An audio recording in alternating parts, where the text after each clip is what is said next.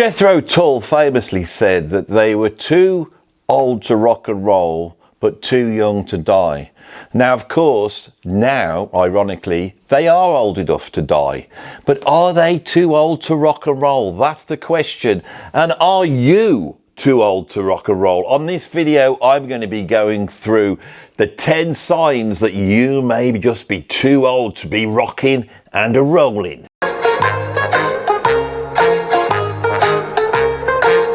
So here we are, you know, another very important video in the Edwards canon.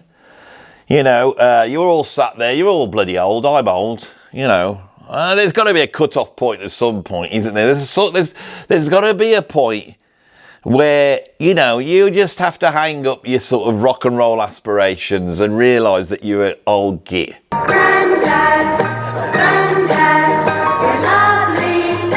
When does that come? When do you have to sell off your rock records, you know, and stop going to the gigs and admit to yourself that you'd rather be at home with a chocolate digestive, a cup of tea, and maybe a box set of Dad's Army? That's my idea of heaven. But of course, it's not very rock and roll, is it? So here, what I want you to do, and you can participate in this, all you need to do is there's going to be 10 here. And when you go through, just tick the ones off that you agree with, that you think you are definitely in that category, that sign that you are too old, you are in that bracket. Tick it off. And then you can put in the comments, because it's like audience participation. You can put into the comments, you know, how many you scored, right? Now, I don't think you need to get all of these, but I hadn't thought of this till I got to this point in the video, so I need to come up with an arbitrary number. I think anything above 7, and you've got to stop doing it. Stop watching my channel. You've literally got to give it all up. That's what I'm saying. You're too old to be doing it. It's embarrassing. You may like it, but the rest of the world doesn't want to see it. Okay, so shall we get right into this? Number 1. At number 1, we have, you want to sit down in gigs and don't want to be near the front because it's too loud. This is the bloody obvious one, isn't it? We've got to get this one out of the way first, you know. When I was a younger man, I can remember booking, getting some tickets to go and see the Selector and Bad Manners at the Civic Hall in Wolverhampton. And I got there, you know, Bad Manners came on. So I did what all young people like to do, and I got in down the front. Now, to say that there was a ruck in the front of this gig is... It's an underestimation, because it wasn't just jolly, aggressive, jumping up and down. It was a proper fight. And this one bloke looked at me and for no reason punched me full out in the face. And at that moment in time, I find myself running like a great big baby that I am to the back of the stage, where I then quivered for the rest of the gig, wondering what I had done wrong and why I'd been affronted with such a, you know, extreme violence at a concert. And from that point on, I was always very wary of being down the front. Now, I was down the front in 1988 when Guns N' Roses came out at the Monsters of Rock Festival. And that was pretty scary. In fact, 2 people were crushed to death in that thing. Now, this is supposed to be a funny video, and straight away I got people getting crushed to death. It was a long time ago, but I'm sure there might be some people who are watching it that were there, or maybe even know the people who got crushed to death, you know. So, but that didn't perturb me back then. I was only 20. When we got home and found out, it was like, whoa, no way, somebody got crushed to death. I thought I was stepping on somebody's head. You know, it was like that. We were too young and dumb to have realised that it could have been us. So yeah, that was a thing. But the Bad Manners one, that was probably around about 93. I was 25 then. It starts then, but I've still, you know, thought I want to be down the front, right? Now, at some point, I realised that if I've got to stand up, okay, after about 10 or 15 minutes, my hips start to hurt, you know, knees start to hurt. I'm going from one foot to the other. I'm working out sort of Zen strategies to overcome the pain of having to stand up for a reasonable amount of time, okay? So I like to sit down. Now, sitting down is, you sit down if you want to listen to Mahler. That's when you sit down. Okay, the idea that you're going to sit down and watch the Rolling Stones. I mean, Mick's jumping around. He's full of beans, isn't he? Oh, Mick, full of beans.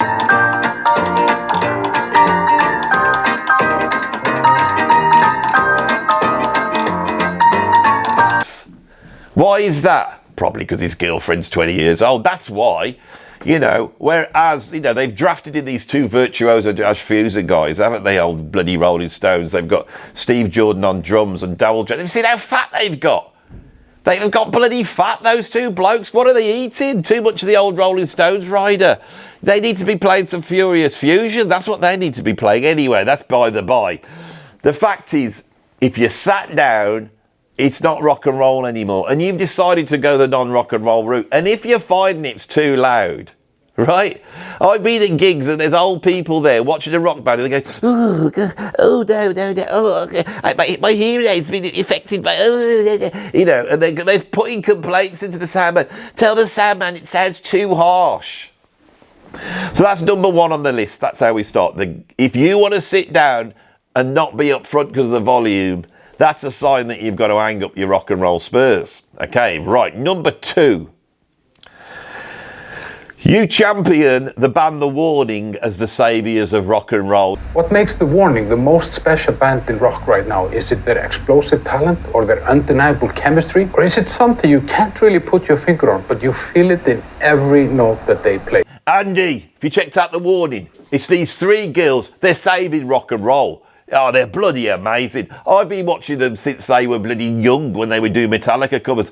But they've really come on and they've got some great songs and some great riffs, you know. And look, you are someone approaching 60, 70, 80 going, oh, look at these young girls. You know, it's not about that, Andy. We're looking at them in the more fatherly way. If you followed them, if you'd followed The Warning from day one, you'd see, you know, it's like they've tried so hard. Nobody said this, did they, about Motorhead? Nobody said it about AC/DC. Those lads, they've really tried hard. If you'd have followed them from day one, they deserve what they get, you know. And they're good lads. They never do take any drugs or drink or foot. Oh no, they do, don't they? Yeah. Well, you know, so I have done 2 videos on this. I've only put it in here because the first one was so obvious. On the second one, I wanted you to understand really what this list is going to be like, okay?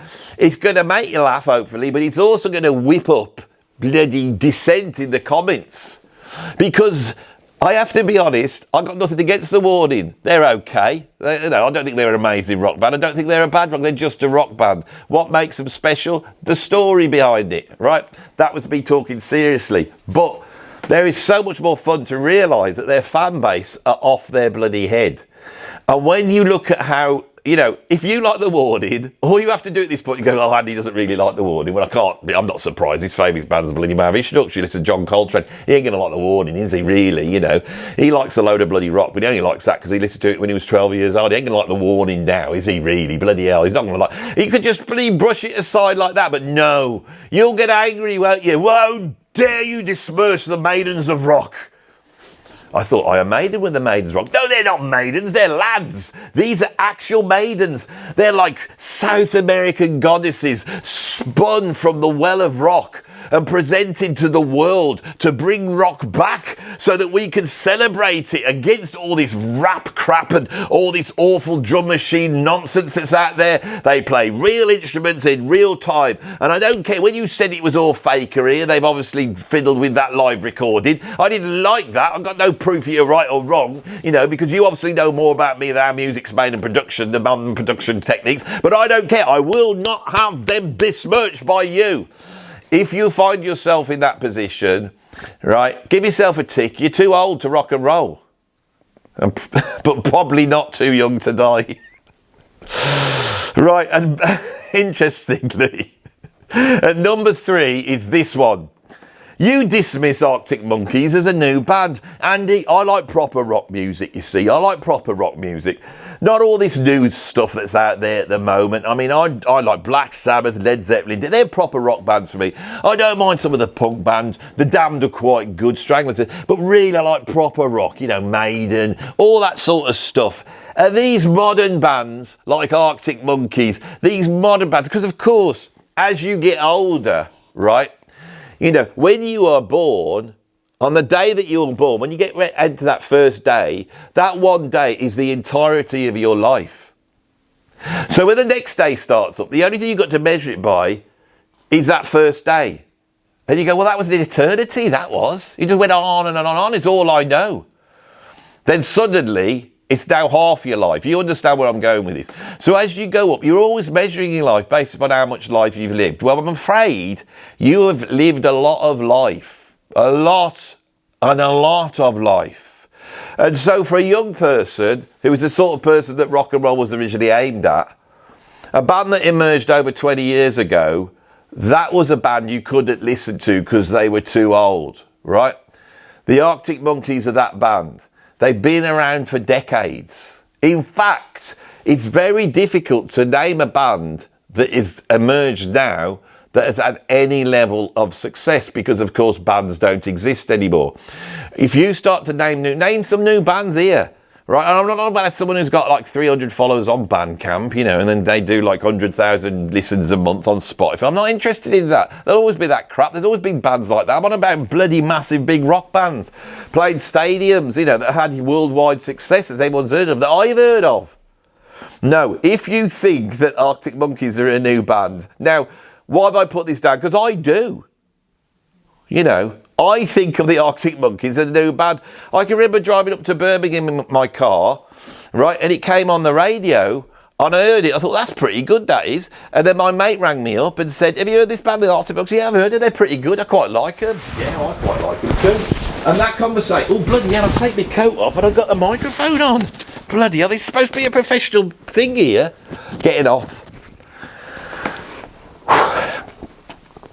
Where were we? Yeah, if you think the Arctic Monkeys is a new band, I've got as much humour out of that as I possibly can. Not much there. Right, number 4. I've just touched on it. You think rap is not music. Well, it's not bloody music, is it? I mean, people talking, that's not music. In my day, people sang songs. They sang a song, you know, someone would come out. You might not like it, but Tom Jones would be going there. Whoa, whoa, Delilah. That's a bloody song. Not all these big, and then they're potty mouths, always talking about terrible stuff they are, always talking about, you know, women, but they don't call them women, they call them hoes. In my day, a hoe was something you had in the garden. Bloody terrible bloody thing. And then what do they, every time they're there, all the ladies have always got to show you their bums. They're always sticking their bums in the camera, you know. I once must have spent 3 or 4 hours researching into this one night, you know, putting in ladies' bums hip-hop videos. And I watched thousands of them, and I think it was disgusting. What's it called? Twerking? What's that all about? You know, if I found my wife, if Beryl was doing some twerking, I wouldn't be happy with it at all, but they're all doing it. It's not music. It's a load of rubbish, and I don't like it. So if you find yourself looking at that and brushing off the whole of that scene, you know, I mean, that bloody Rage Against the Machine. I mean, I like the riffs. Don't get me wrong, when Chris Cornell came in, started singing some proper songs, that was all right. But then what did Chris Cornell do? He went and did that album Scream, didn't he? With all that bloody pop production. There he was going along, singing to bloody drum machines. They're all at it. They polluted the bloody music scene. I went right off Chris Cornell at that point and said, I'm never going to listen to him again. But Rage Against the Machine, I mean, he's just as bad, isn't he? And what about Anthony Kiedis? Can't bloody sing, can he? Can't hold a note, can he? He's bloody always out of tune. All that sound going on. All that's going on with the old Kiedis, you know. But why does he get around it by going, God, if I keep going like this, I'm going to agree. I've built my whole bloody channel up on this sort of spiel. What I'm doing here is I'm doing an impression of old rocker to show how touched they are, so they should to make this make sense. But it's me. So far, right? I think I mean, I don't fall into number 2, but I've definitely got 3 out of 4. I mean, where are you at now? We're not. Shall we carry on and see where this is? I think I'm going to learn something, right? At number 5, I've got, you have started to appreciate ABBA. I decided to have a go at ABBA once on this channel. Shouldn't have done it, right? I really shouldn't have done it because the pushback was weird. Right? People weren't getting angry like when you have a go at the warning. It wasn't like that. People were like really deeply upset. It was really weird. All these guys listening to prog, all these guys listening to jazz rock and metal, classic rock, all the people who watch this channel got really upset. I think you're being a bit mean to ABBA. I mean, I think they are absolutely brilliant. You know, I don't really like that type of thing, but they don't half write some good songs. I hated it at the time back in the 70s when I was listening to Judas Priest. But as I've got older, I've learned to appreciate ABBA, and I think they're really, really good. Really good, strong songs, you know. Now, you'll say they got no soul, you know, and all that bit, and they've got no feel, and trying to point out that Dancing Queen is supposedly a disco track, but it's about as close to disco as bloody the Goombay dance band. And I just thought you were being, I mean, when I come home now, you know, I've got a few Cannibal Corpse albums. I never bloody listen to them anymore, really. I don't put them on. It's a bit noisy for me, you know. So I'm finding myself listening to ABBA Arrival more and more. There's some real classic songs on there. And it's really well played. I don't think you appreciate how bloody good they are. Right, yeah. Right. Yeah, they might be that. They might be all that, ABBA. But God, you're supposed to be a rock and roller. You know when Thin Lizzy were crap in the early days? They were crap, weren't they? Do you remember when they got good on the album? They got good. Why did they get good? Because Buddy Phil Lynott came out and he said, what did he say? He went, I'm a rocker. I'm a roller too. And he didn't then say, I love ABBA. He didn't say it, did he? Phil Lynott did. When he was explaining that he was a rocker, ABBA were not mentioned. All you got was this, I'm a rocker. Like that. Have you done that recently? Oldies?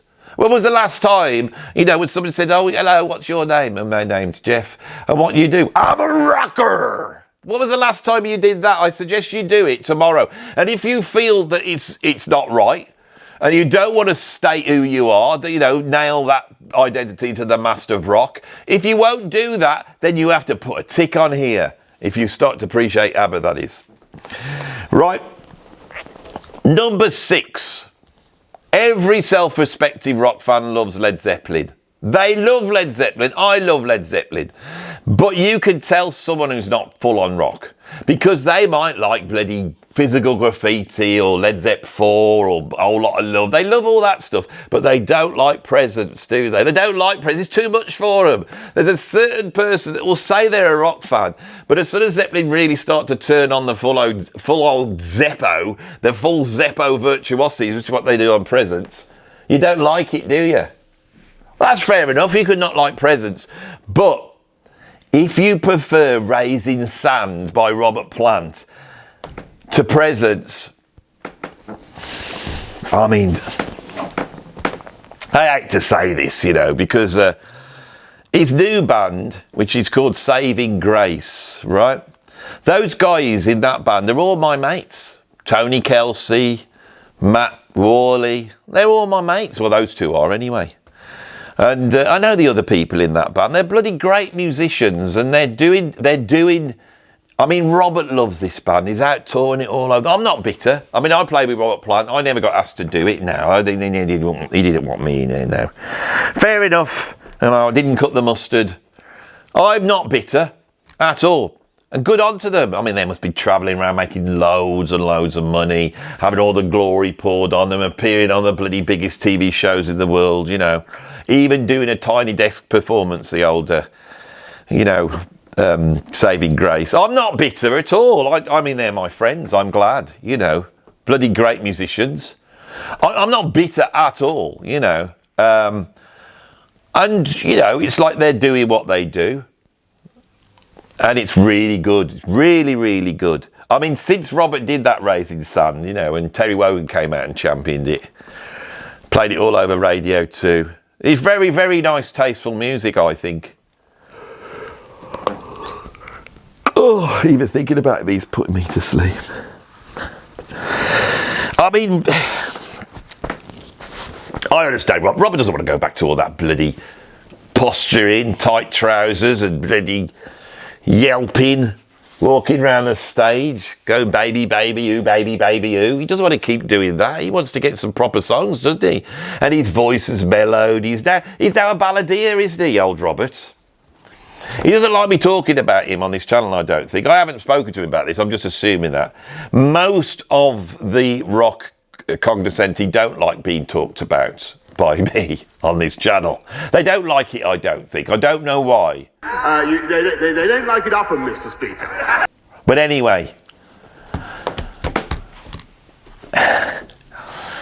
Those albums are great, but they are literally Horlicks for the old. Home again. Free to get out of these things and into something comfortable. Free to enjoy this.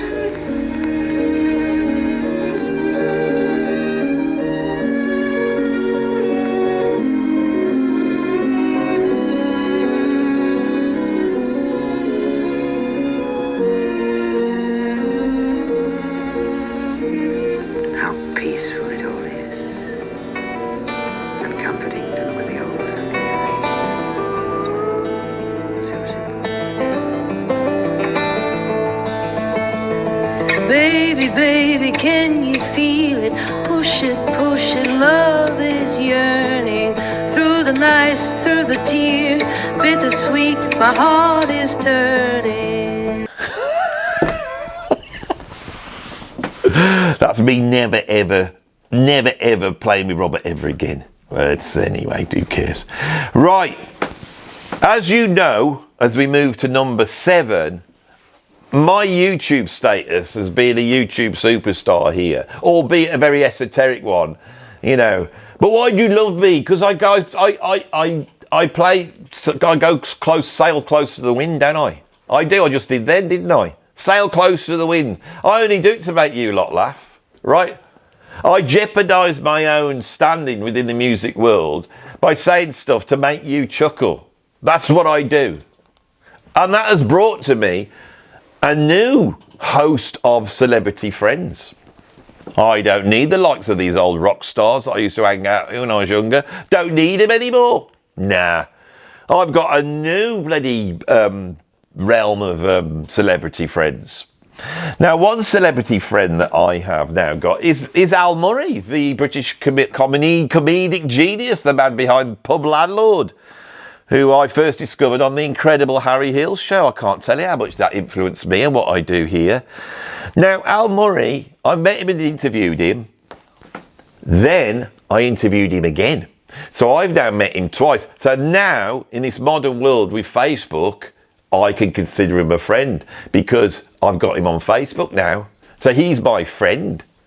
In the old world, if I'd have met him twice, that wouldn't have created a friendship, but not now. So Al Murray is my friend, and I'm proud of the fact that he's my friend. And I would rather sit and talk about Genesis with him than talk about a whole bunch of bloody nonsense with some aging, you know, rock icon. I'm not bothered about. I don't want to be hanging out with, I don't know, Ian Gillan. I do really.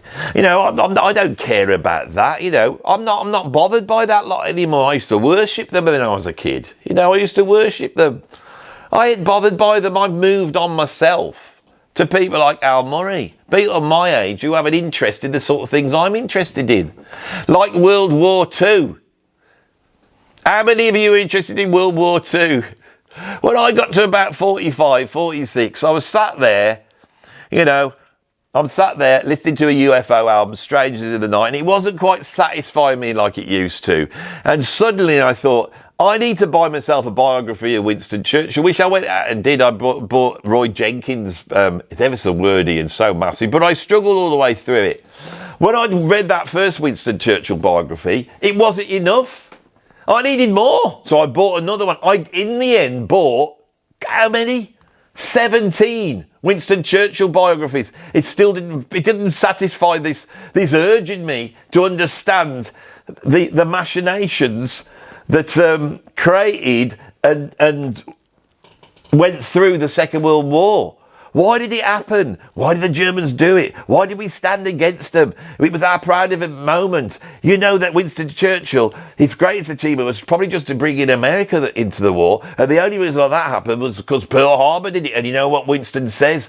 Well, as soon as he found that out, he wasn't glum that the Japanese had bombed Pearl Harbor. He went, right, that's it, we've won it now, or something like that. But I can't say the exact phrase because I'm not that knowledgeable. Al, he knows more about the war than anything. I've just been chatting to my brother. He does that. Is it Jeffrey Holland? Or was that the bloke out of Heidi Eye? But that podcast he does, that historian, watch it. Al knows more than him. He's a bloody expert on it.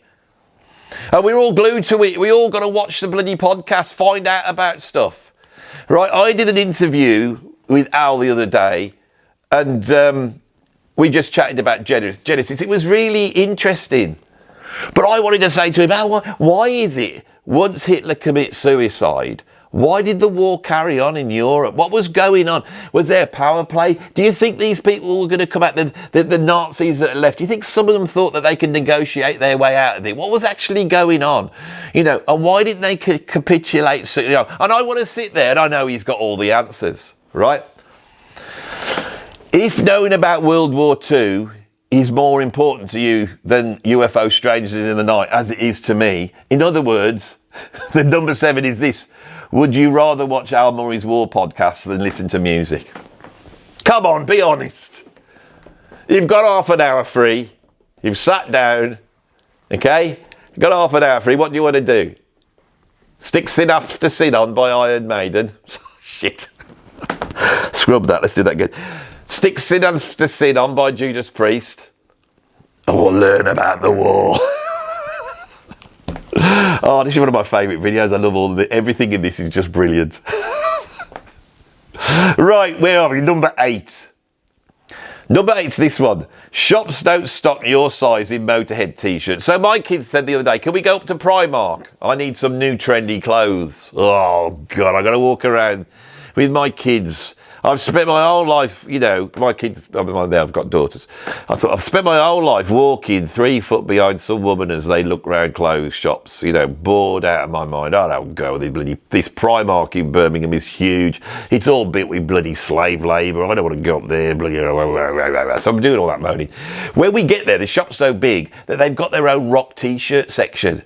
So I run down there. Oh my God, now it's all the bloody usual stuff, isn't it? You know, Guns N' Roses, the Ramones, Motley Crue. Why are these bands ended up on the t-shirt list? Why is that the case? Why those bands? Where's Bachman Turner Overdrive? Why aren't they on there? You know, where's Hawkwind? You know, where's Nectar? Why can't I get a Nectar t-shirt? I'm in there. Excuse me, sir, young man. I'm looking at your selection of rock t-shirts. It's all the bloody obvious ones you've got here. Then you've got things added in there like, you know, Arctic Monkeys, all these modern bands there. I'm not interested in this. I'm after a proper rock band t-shirt. So, sir, what would you class as a proper rock band? I don't know, Budgie. Have you got a Budgie t-shirt? Well, we've got a Budgie t-shirt, but it's not in this section. It's a big comment. No, bloody actual Budgie, you fool. I'm on about the bloody Power Trio. That Budgie. He just looked at me. So I decided, because I was bored and my daughters were looking at the clothes for hours, thought I am going to choose a rock t-shirt. Out of this pathetic array of rock t-shirts, which one am I going to have? Now, I wanted a Motorhead one. They didn't even have a Motorhead t-shirt there, but they did, because it's in Birmingham. They got a little shrine. There was a little shrine to Black Sabbath. So they got quite a few Black Sabbath t-shirts. I'm going to get a Black Sabbath t-shirt. Nice grey one, you know, sort of thing a young person would, you know, wear. Not like sort of, you know, because if you look at this t-shirt I've got in here, this is a little bit, It is a bit faux rock, isn't it? But the prints up on here on the old chest. You remember in the old days when you bought a t-shirt, it wasn't designed to be fashionable, so they put the massive it on the belly, which when you're like 15 is fine, but as soon as you get to our age, you don't want the Motorhead logo, you know, that bloody walrusy skull thing. You don't want that on your belly. So this was good because the Black Sabbath thing was up here. It was just the logo. You've got all the bloody workings on the back, so that's fine. There's no gut coming out the back. I mean, if you get to that stage, that should bloody be on the list. Anyway, so on there, I'm going to go, right, that's the one for me. So what sizes have they got? So I'll go, they got very, very small, petite, small, medium, large. Hang on, where's extra large, or maybe extra extra large, or maybe extra extra extra large? I've played in progressive rock bands. I've been involved in creating the bloody t-shirt, bloody merch desk. I've had to be in meetings, you know, say, right, are we getting some t-shirts for our prog rock tour? Yes. So what are we getting? Oh, we were thinking we'll get 100 XLs and 100 XXLs. That should do it. What if some girls turn up? Yeah, well, we got the XLs. It literally was like that, right? Here, they got no, you know, they weren't stocking my size. So I'm looking at it. This guy comes up and stands next to me. I look round at him. He's an African gentleman, dreadlocks, great big muscles, looks like an Adonis, like a black Adonis. Incredible looking bloke. And I turned around and said, have they got your size? He went, no, they haven't got my size. I said, they ain't got my size at all. He said, they never have my size. I'm too big. And I said, yeah, but you're big because you're muscly. I'm big because I'm fat. And then he told me an African remedy that he said that could all be bloated. He said, when I was in Africa, he said, my nan used to cook me this thing, you know, well, not me, but the fatter people, you know, in Africa, in the family, she used to cook up this remedy, and it was, I can't remember, it's hot water and rosemary and honey, and you had to put something else in it. And I promised him that I would try it out when I got home, but I didn't. And I feel bad about it. So if you're watching it, you know who you are. But I thank you because that little conversation just filled this bloody void of waiting for my daughter to get it. So basically, yeah, number 8, if shops don't stock your size in Motorhead t-shirts or Black Sabbath t-shirts, you're too old, right? So in other words, if you're a fat bastard, you're too old. That's basically what that one is. Number 9. Few days ago, might be a few weeks when you watch this, Rush came back, didn't they? The lovely, beautiful Annika Niles on drums. We love her, don't we? Can she do the job? Of course she bloody can. Annika can do anything.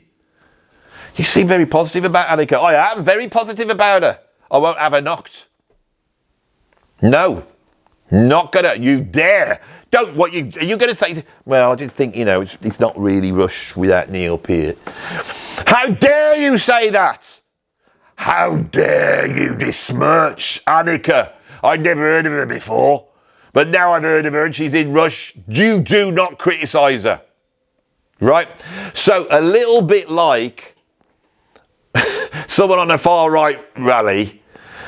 People on far-right rallies, they have to kiss and hug all the black people there because they want to prove they're not racist. So a little bit like that. When you watch the video, every time she did a fill, they all went, Annika, you did it! Annika, you did it!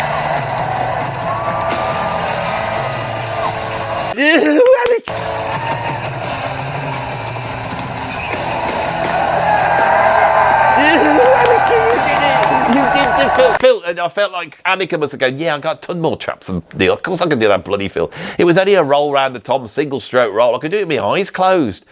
Anyway, here's another one. Oh, Annika, you're bloody amazing. And then with that whole sort of virtue signalling of all these old blokes sitting in the thing. I don't want anyone to think I'm not in the car. I love Annika. I love her. Clap, clap, clap, clap, clap. Right. Now, a lot of this list, I've got to be honest, I'll get to the end of it. I'm just describing how I feel. Number 9, if you were moved by Annika's fills in Tom Sawyer and you had a tear in your eye, you're too old. Right, here we go. What have I got over here? Have I got any vinyl at hand? Vinyl. Vinyl. Vinyl. Vinyl. Lovely vinyl. Hold it hot properly. You know what they're like. And that's what they're like. This is my bloody record. If I don't put my dirty fingerprints all over it, I will. But you lot, I can't believe how you handle the records. You guys should be handling them like this. Don't touch the black. Get your fingers off. Lovely vinyl. I love it. If you listen to music on Spotify, quite honestly, you're just a bastard. CDs, I mean, they're okay. Maybe who would want to listen to CDs when you've got vinyl? I'm an older man, and with my excess funds that I've got from having quite successful career as an estate agent, I've spent £15,000 on my hi-fi. I've got it in a specially heated room. It's exactly at the right temperature for vinyl to sound at its perfect best. Dimly lit, a leather sofa, black leather sofa, positioned in just the right place between the two speakers. Behind me, a Godfather poster. In front of me, vinyl. Great big thick wad of vinyl. I bought the new Strangers in the Night on vinyl box set. And I'm about to play Too Hot to Handle. Listen to this. Crank it up. These types. If you love to listen to music only on vinyl, if you feel upset when I do this, if you didn't like that, I mean, if you did like that, that's even worse, I've got to be honest. But if you didn't like that, right, that's okay. That's not on the list. That's not actually on the list. It's not that. Number 10 is this, the final one. The final one is this. If you like to listen to music only on vinyl, but when you do, you fall asleep, what's the bloody point? Come on, in the end, you know that sleep that creeps up on you every time you do something you like? You know, and what do you like? Sitting down and not doing anything. Cup of tea, box set of Dad's Army. You know, that's what you like to do. Al Murray, talking about the strategies behind, I don't know, with that tank battle in Russia. What was the big tank battle? You were going to show off your bloody war knowledge and you can't remember. What was the biggest tank battle in it? Al. Oh, bloody hell. Al, God. I'm going to give him a call. He's my mate. Shall we test to see if Al's my mate by giving him a call? He probably won't like this. Where is he? Al Murray. Where are they? There you go. There we are. Yeah, I'm calling him up now. Tank battle. What's that tank battle called? It's ringing. Come on, Al. I'm your friend. Answer. Celebrity friend. Come on. Come on, answer it. What are you doing at this time in the morning? You're not doing anything. Probably researching Goebbels. I don't think he's going to answer you now. Maybe he's not my friend. I am calling him. I am genuinely calling him.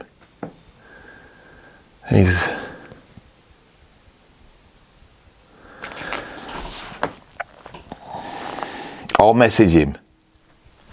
What was the name of that massive tank battle in World War II? I am filming a video and I need to know. There. Sent it to him. He can't see it. Delivered. So it's in his phone. Come on, Al. This would be so cool. You know, because that war podcast he's got, and you watch this, I know what you all like, and you go, that video was really good, but at the end, he had bloody Al Murray giving him knowledge about the war. Come on, Al. This would be so good if he's active. He's active. He's active. Come on, see it. Look at it. What are you doing? Look at it, Al. Do you realise how funny this will be? This will be the bit at the end of the video that's really good.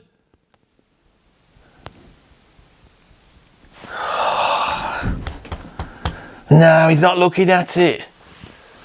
What was that tank battle called? The big one. It's the biggest tank battle in history. They had more tanks than any other battle. Tanks everywhere they had. And the one lot had loads of tanks. I'll tell you about it because I know all about it. The one lot had loads of tanks. The Russians. And then the Nazis, they had loads of tanks. Probably Tiger tanks. And the Russians, they had crap tanks, but they had loads of them. You know. And they probably had tanks behind the tanks. So if the front tanks turned round and went, oh, I don't want to fight the Tiger tanks, then the rear tanks would blow their own tanks up because that's the sort of dirty shenanigans the Russians did. That's how they won the war. So, you know, they started this big battle. Is it Kursk? Is it the Battle of Kursk? Is it, if I actually remembered it? Let's check. I don't need you, Al. I don't need you. I can use Google. I forgot about Google. Come on, get off. Google. Is it Kursk? Kursk. Battle. See what it says. See what it says. Battle of Kursk. The Battle of Kursk, also called the Battle of Kursk, was a major World War II Eastern Front battle between the forces of the Nazi Germany and the Soviet Union near Kursk. Come on, you're more interested in this than the music stuff. Come on, listen to it. I'm only reading Wikipedia out, but you're loving it now, aren't you? In southwestern Russia during the summer of 1943, resulting in a Soviet victory. The Battle of Kursk is the single largest battle in the history of warfare. Not just the biggest tank battle, and it's also the largest tank battle in history, the Battle of Kursk. I got it right. I don't need you, Mr. Murray. Sod off, I'm going to tell him now. Not that he's ignoring me. Didn't. It's Kursk. Yeah, right? So there we go. But you don't believe me there, look, this is real. It's real. I'm really doing this. Upsetting more celebrity friends. Robert's bloody, I've alienated him. Now, you know, bringing Al, who's a bloody professional comedian that normally you'd have to pay a lot of money to get his involvement into something. And here I am trying to get his involvement in on mine channel. He's not going to like it, is he? This is why nobody likes me, isn't it? This is why nobody likes me. Always like having to whip up controversy. Always having to like shout me mouth off and, you know. And then in the end, here I am all alone. Got no friends. No celebrity friends. You lot like me though, don't you? I think that you lot, I mean, I know some of you don't like me. I'm just a normal bloke. I'm just trying to, you know, get by, you know. And I mean, if you are an old fat bloke who likes the World War II, you could still listen to your rock. I mean, it's a free country. You can do whatever you want in a free country. And listening to the rock is one of those things you can still do, and it brings you happiness. Forget my stupid list. This was just a waste of time. It was just a slot of silliness, you know, just to pass what is 40 minutes of your time. Which is quite valuable because, you know, as we said earlier, we haven't got a lot of time left, have we? We've got all the time in the world for love. That is all that we have is time in the world until you slip into that somnambulistic sleep, listening to some vinyl record you just spent £150 on. But this time, as you close your eyes, the sleep will envelop you at a level you've never experienced before. And you, my friend, and me, will pass into history. Thanks for watching this video. See you on the next one.